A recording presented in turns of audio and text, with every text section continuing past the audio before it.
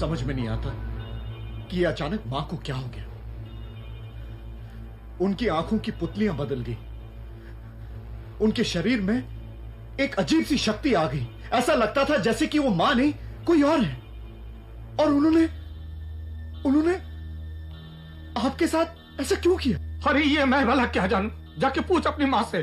पूछना क्या है, उनका दिमाग खराब हो गया है। ये सब पागलपन की निशानियां हैं।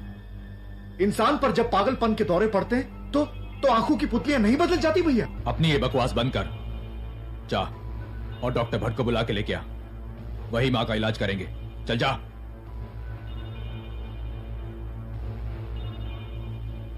बेटे, मुझे तो लगता है कि तेरी मां पर कोई प्रेतात्मा का साया है। डैड, ये क्या कह रहे हैं आप? मैं इन बेहुदा बातों पर यकीन नहीं करता। तेरी मां की जो हालत है उससे तो ये लगता है कि तेरी मां को किसी प्रेतात्मा ने जकड़ लिया है।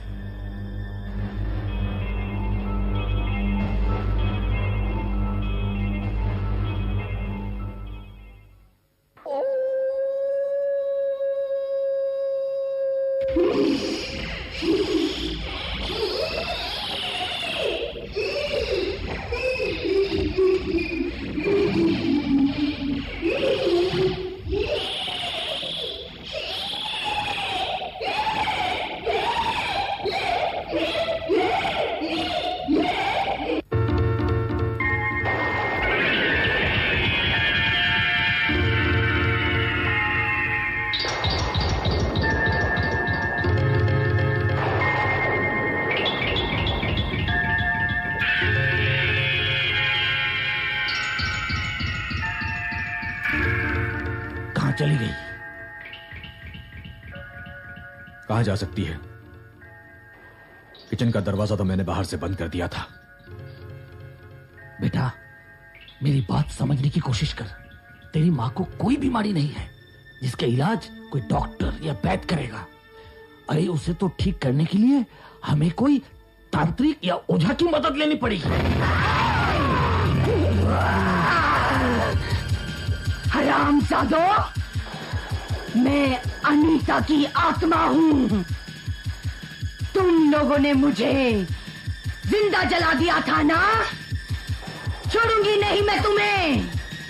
तीनों को मार डालूंगी, मार डालूंगी तीनों को, मार डालूंगी तीनों को, मार डालूंगी, मार डालूंगी, मार डालूंगी।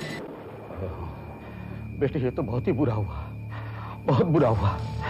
अनीता की आत्मा ने तेरी मां के शरीर में प्रवेश कर लिया है और वो हम सबसे बदला लेगी, हम सबको मार डालेगी। बेटे, दरवाजा खोलो, दरवाजा खोलो।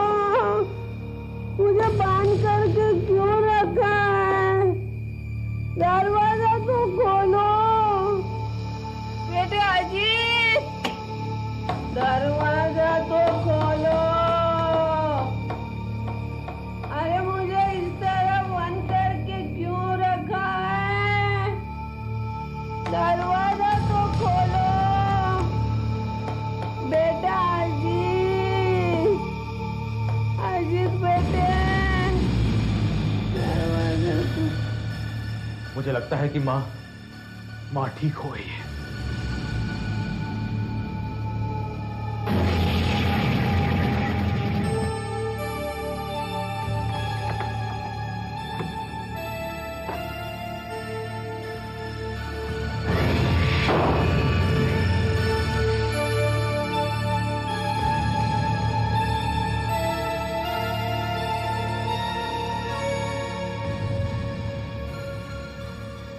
क्या हुआ?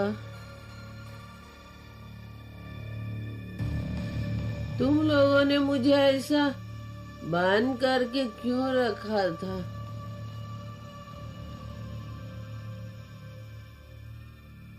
तुम दोनों ऐसे घूर घूर के क्यों देख रहे हो? माँ, क्या तुझे कुछ भी याद नहीं? क्या हुआ था मुझे तो कुछ भी याद नहीं है। अरे भाग्यवान, तुम्हें याद भी कैसे हो सकता है? और उस वक्त तो तुम्हारे अंदर अनीता की आत्मा आ गई थी, और उस वक्त तुम ऐसी हरकतें कर रही थी कि मुझे लगा कि मेरे सामने अनीता खड़ी है, और तुम बार बार बोल रही थी कि हम सबको तुम मार डालोगी। मैंने कहा था मार डालूंगी? मैंने? ये क्या कह रहे आप? वो तू नहीं मां, वो अनीता की आत्मा थी जो तेरे अंदर से बोल रही थी। कल रात को भी अनीता की आत्मा ही ने डैड के शरीर में प्रवेश किया था, जिसकी वजह से इन्होंने तेरे गहने नोच दिए थे। हो ना हो, ये अनीता की आत्मा ही है जो हमारे शरीर में प्रवेश करके हमारे ही हाथों एक दूसरे को मारकर अपना बदला लेना चाहती है। बेटे, ये तो बहुत ही बुरा हुआ। बहू को मार के हमने बहुत ही बुरा काम किया। अगर मैंने अनीता को जिंदा जलाकर तहखाने में दफन नहीं किया होता तो पुलिस को बता देती कि कविता ने आत्महत्या नहीं की, बल्कि हम लोगों ने उसका कत्ल किया है। और फिर पुलिस आती और तलाशी के बाद जब उन्हें कविता की लाश तहखाने से बरामद होती, हम सब फांसी के फंदे पे लटक गए होते, सब के सब।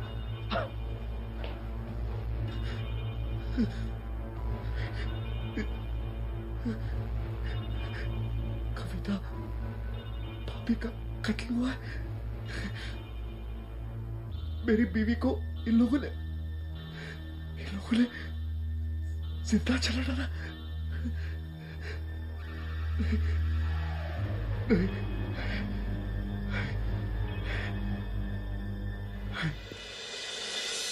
हाँ, इंस्पेक्टर साहब, अनीता लापता नहीं हुई है, उसका कत्ल किया गया है।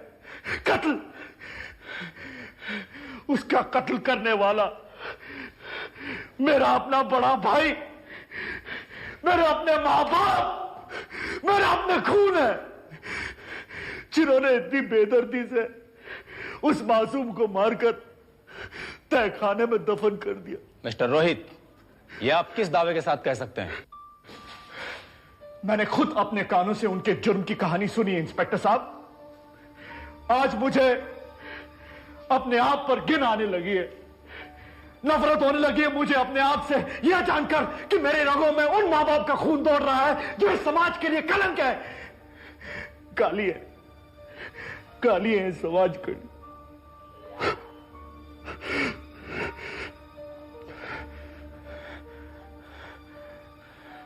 इंस्पेक्टर साहब,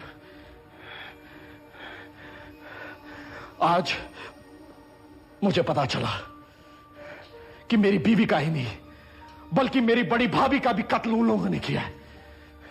गिरफ्तार कर लीजिए उन लोगों को और एक ऐसी सजा दिलवाइए कि आइंदा दहेज के लालची भेड़ियों को यह सबक मिल जाए कि अपनी बहू पर अत्याचार ना करें, उन्हें जिंदा नहीं जलाए। सजा दिलवाइए उन्हें, सजा दिलवाइए।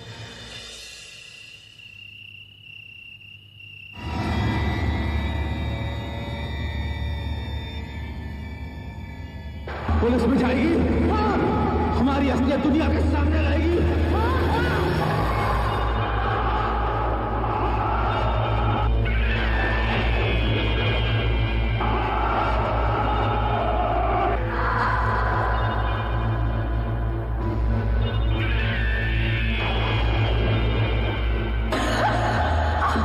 पुलिस में जाएगी, हमारी असलियत दुनिया के सामने रहेगी, हमें अंदर कराएगी।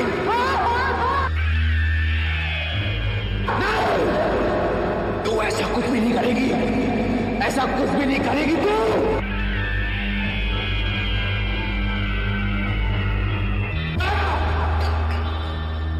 ये ऐसे नहीं मानेगी, इसे सबक सिखाना पड़ेगा। छोड़ो मुझे, छोड़ो।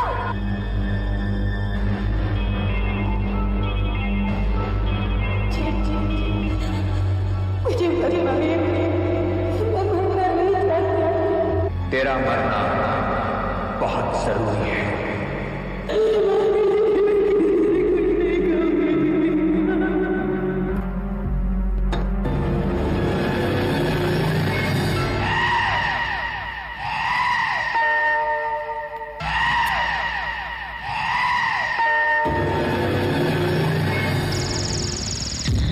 तू तो मर चुकी थी। तुझे तो मैंने ही जला दिया था और पुलिस से बचने के लिए दफन कर दिया था, है ना? तू ये सोच रहा होगा कि मैं वापस कैसे आ गई। घबरा मत, मैं अनीता नहीं बल्कि अनीता की तड़पती हुई आत्मा हूं। नहीं, नहीं, ऐसा नहीं हो सकता। इंसान को तो मारा जा सकता है लेकिन आत्मा नहीं मरती। जिस तरह तुम लोगों ने मुझे तड़पा तड़पा कर मारा था, ठीक उसी तरह मैं भी तुम लोगों को तड़पा तड़पा कर मारूंगी। चली जा यहां से। तू मर चुकी है तू। तुम दहेज के लालची लोग बहुओं को नोटों की टकसाल समझते हो, उन पर जुल्म करते हो, उन्हें जिंदा चला देते हो। जिस घर में बहुओं को बेटियां न समझा जाए वो घर घर नहीं नर्क होता है, और नर्क में सिर्फ पापी रहते हैं और पापियों की सजा होती है मौत, सिर्फ मौत। तू हमारा कुछ नहीं बिगाड़ सकती तू हमारा।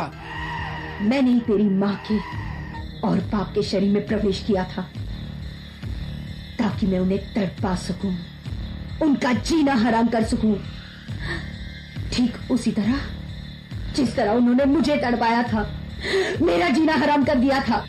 तू हमारा कुछ नहीं बिगाड़ सकती तू हमारा। अब मैं तेरे शरीर में प्रवेश करूंगी और तू खुद अपने ही हाथों अपने माँ बाप का कत्ल करेगा। नहीं, उन माँ बाप की इससे बड़ी सजा और क्या होगी कि उनकी मौत खुद अपनी ही औलाद के हाथों हो। नहीं, मैं ऐसा हरगिज़ नहीं करूंगा। तू ऐसा करेगा। नहीं, मैं ऐसा नहीं करूंगा। नहीं। हाँ, तुझे ऐसा करना होगा।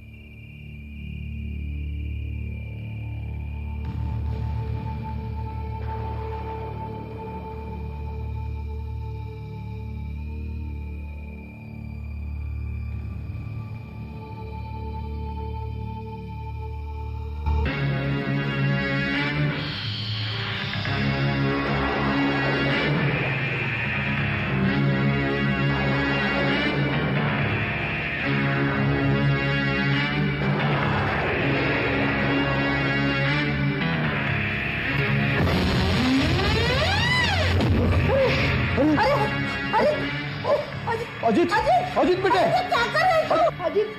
अजीत बुलाने लगे, तू यहाँ क्यों आया बेटे? बेटे, ये तुझे क्या हो गया? तो हमें मारना चाहते हैं बेटे। होश में आ बेटे होश में आ। हम तेरे माँ बाप हैं, माँ बाप। अरे अजीत बेटे होश में आ। हम तेरे माँ बाप हैं, माँ बाप। अजीत ये बुलाने से तू हमारा कत्ल करना चाहते हैं। अरे बेटे तू क्या करना चाहते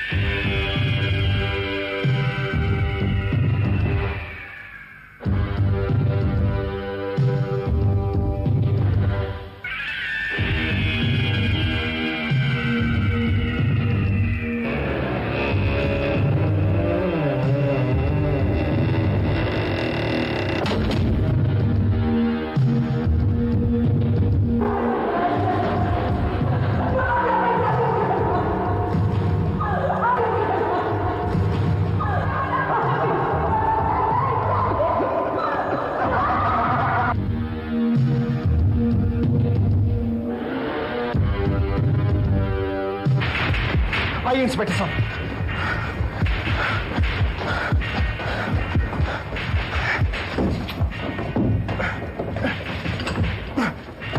अजीत! अजीत!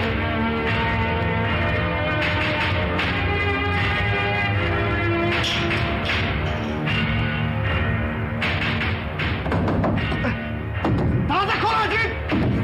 ऐसे open the door mister Ajit.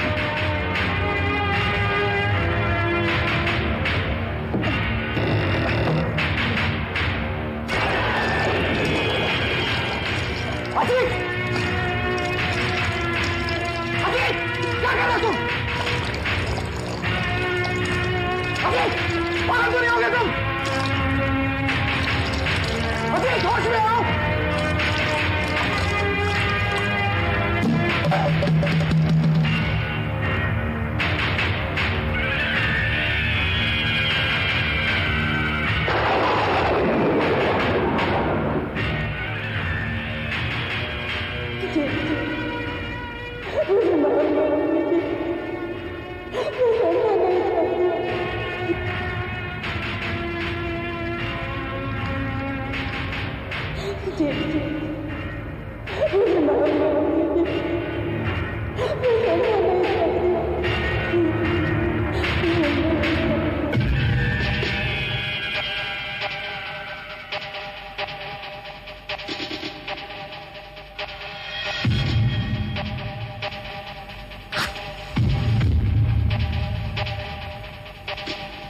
Ajit!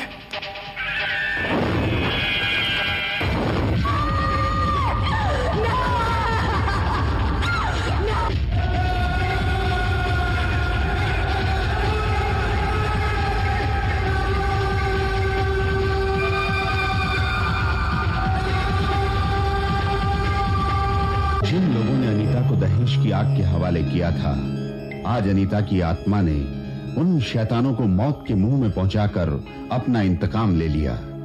लेकिन यह कहानी यहां खत्म नहीं होती। यह कहानी तब तक चलती रहेगी जब तक समाज में ऐसी दहेज की लालची औरतें रहेंगी, दौलत के पुजारी भेड़िए रहेंगे, नोटों के भूखे दरिंदे रहेंगे। इस दहेज की आग को बुझाना होगा। मासूम बेटियों को इस आग में जलने से बचाना होगा। इस आग को बुझाना होगा, बुझाना होगा इस आग को।